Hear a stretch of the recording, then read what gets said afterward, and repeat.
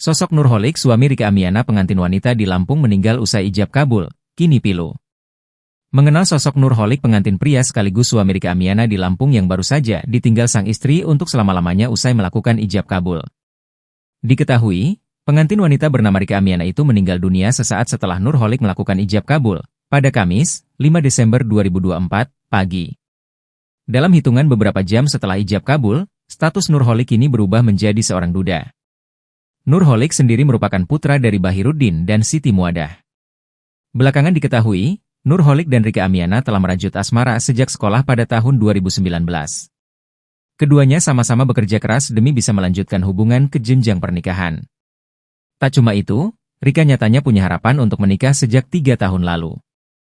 Namun takdir berkata lain, Rika justru meninggal dunia di pelaminan yang ia impikan selama ini.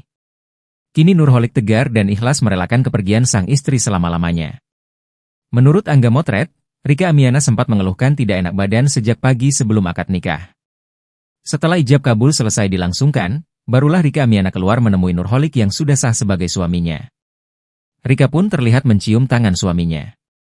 Di momen tersebut, Rika sudah terlihat menahan sakitnya. Kemudian Rika Amiana dan Nurholik sempat duduk di kursi pelaminan dan menyalami tamu undangan.